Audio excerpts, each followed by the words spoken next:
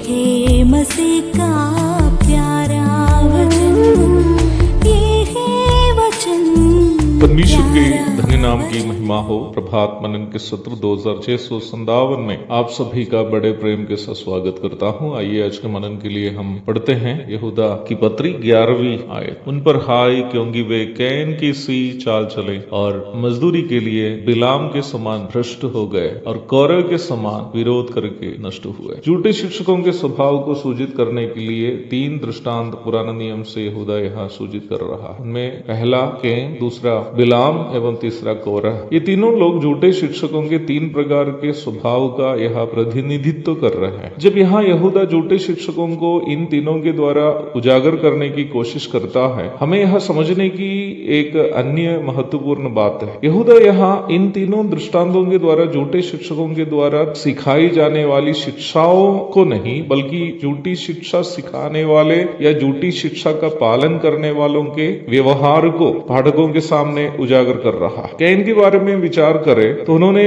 बलि चढ़ाने के संबंध में परमेश्वर के द्वारा रखी गई व्यवस्था के खिलाफ बलवा किया, और उतना ही नहीं, परमेश्वर की व्यवस्था के अनुसार उसका भाई जब बलि चढ़ाया तो उनसे विरोध करके उसको जान से मार भी डाला। उत्पत्ति अध्याय 4 की 1 से 15 तक, इब्रानी 11 की 4, पहला यूहन्ना 3 की 12 आदि पदों को पढ़िएगा। मसीह दुनिया में हम व्यापक रूप में कैन के स्वभाव को देख सकते हैं। परमेश्वर के द्वारा उद्धार पाने के लिए रखी गई व्यवस्था जो यीशु मसीह को उद्धारकर्ता और प्रभु के रूप में स्वीकार करना है, ना मानकर सत्कर्मों, तीर्थ यात्राओं, मध्यस्थों से या मरे हुओं से प्रार्थनाएं आदि वचन विरोधी कार्यों को करने के लिए सिखाने वाले तथाकथित मसीही अगुओं को आप आमतौर पर देख सकते हैं। वैसे ही डूबकर बपतिस्मा लेने के लिए वचन जब सिखाता है, वचन में कहीं नहीं देखने वाला छिड़काव बपतिस्मा, झंडे के नीचे बपतिस्मा, बच्चों को बपतिस्मा आदि करने वाले भी इसमें कई संख्या में। विश्वास के द्वारा मिलने वाला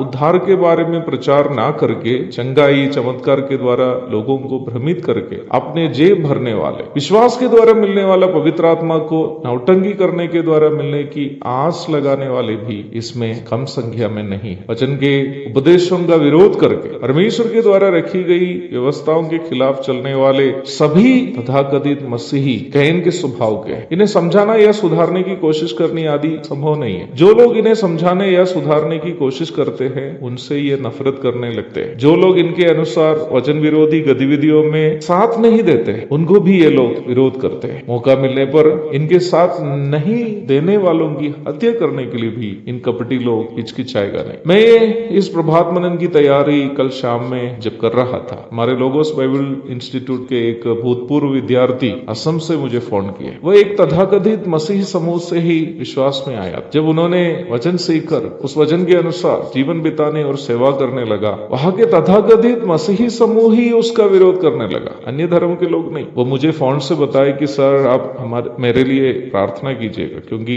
यहाँ के मसीह लोग ही मुझे मार डालने के लिए मेरे पीछे पड़े हुए हैं। कितनी शर्मिंदाजनक बात। पहली बात, वे वचन का पालन नहीं करते हैं, और दूसरी बात, पालन करने वालों का विरोध भी करते हैं। उपदेश मानने वाले होने का दावा करने वालों में भी इस प्रकार के लोगों की कमी नहीं है। और अवश्य समझने की बात यह है कि कैन का स्वभाव भी यही था। प्रभु की इच्छा यदि हुई तो हम कल बिलाम के बारे में विचार करें। झूठे शिक्षकों को पहचानने और झूठी शिक्षाओं से बचकर रहने के लिए यह अध्ययन अवश्य हमारी मदद करेगा। एक और शुभ दिन की धन्य कामनाओं के साथ आज का मनन में समाप्त करता हूँ। प्रभु आप सबको आशीष दे।